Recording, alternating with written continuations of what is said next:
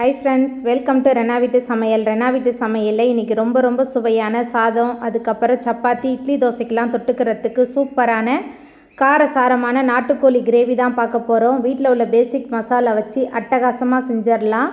ரொம்ப ருசியாக இருக்கும். எளிமையான முறையில் ரொம்ப சுவையாக செய்யக்கூடிய அந்த சுவையான காரசாரமான நாட்டுக்கோழி கிரேவி எப்படி செய்கிறதுன்னு வாங்க பார்த்துடலாம்.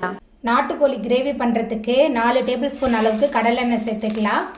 கடலை எண்ணெய் நல்லா சூடாயிட்டு இதில் பட்டை, கிராம்பு, ஏலக்காய் 1 டேபிள் ஸ்பூன் அளவுக்கு சோம்பு சேர்த்துக்கலாம். பட்டை, கிராம்பு, ஏலக்காய் எண்ணெயில் நல்லா பொரிய ஆரம்பிச்சிருச்சு. பொரியாக இருக்குன்னா 3 பெரிய வெங்காயம் சேர்த்துக்கலாம்.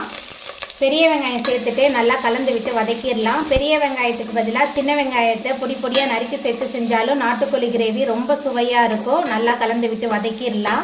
வெங்காயம் நல்லா வதங்கி வந்துருச்சு. அதுக்கப்புறமா இதில் பொடியாக நறுக்குன்னா 3 பழுத்த தக்காளி சேர்த்துக்கலாம். தக்காளி சேர்த்துட்டு நல்லா கலந்து விட்டு வதக்கிடலாம்.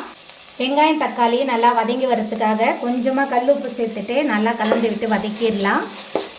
வெங்காயம் தக்காளி நல்லா வதங்கி வந்துருச்சு. இது கூடவே 5 டேபிள் ஸ்பூன் அளவுக்கு இஞ்சி பூண்டு விழுது சேர்த்துடலாம். இஞ்சி பூண்டோட பச்சை வாசனை போகிற அளவுக்கு நல்லா கலந்து விட்டு வதக்கிடலாம். நாட்டுக்கோழிக்கு இஞ்சி பூண்டு விழுது கொஞ்சம் அதிகமாக சேர்க்கணும். வெங்காயம் தக்காளி நல்லா குழைவாக வதங்கி இஞ்சி பூண்டோட பச்சை வாசனை போயிடுச்சு. இது கூடவே நம்ம சுத்தம் பண்ணி வச்சுருக்கிற நாட்டுக்கோழி சேர்த்துக்கலாம். நான் இன்றைக்கி 1 கிலோ அளவுக்கு நாட்டுக்கோழி எடுத்திருக்கேன். மஞ்சத்தூள் சேர்த்து சுத்தம் பண்ணி வச்சுருந்த நாட்டுக்கோழியை எண்ணெயில் சேர்த்துட்டு நல்லா வதக்கி விட்டுறலாம். நாட்டுக்கோழி சேர்த்துட்டு கொஞ்சம் நேரம் இந்த எண்ணெயில் நல்லா வதக்கியாச்சு. அதுக்கப்புறமா இதில் மஞ்சத்தூள் சேர்த்துக்கலாம். 1/2 ஸ்பூன் மஞ்சத்தூள், குழம்பு மிளகாய்த்தூள் 3 டேபிள் ஸ்பூன் சேர்க்குறேன். உங்கள் காரத்துக்கு தகுந்த மாதிரி சேர்த்துக்கோங்க.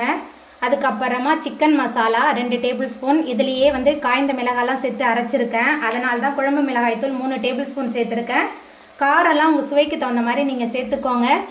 ஏற்கனவே நம்ம கொஞ்சம் உப்பு சேர்த்துருக்கோம். இப்போ மறுபடியும் கொஞ்சம் கல் உப்பு சேர்த்துக்கலாம். மசாலா தூள், சிக்கன் எல்லாத்தையும் சேர்த்துட்டு நல்லா கலந்து விட்டு வதக்கிடலாம். ரொம்ப சிம்பிளான நாட்டுக்கோழி கிரேவி, ஆனால் ரொம்ப சுவையாக இருக்கும். வீட்டில் உள்ள பேசிக் மசாலா வச்சு ரொம்ப சூப்பராக செஞ்சிடலாம். இட்லி, தோசை, சாதம், சப்பாத்தி எல்லாத்துக்குமே ரொம்ப சுவையாக இருக்கும் இந்த நாட்டுக்கோழி கிரேவி.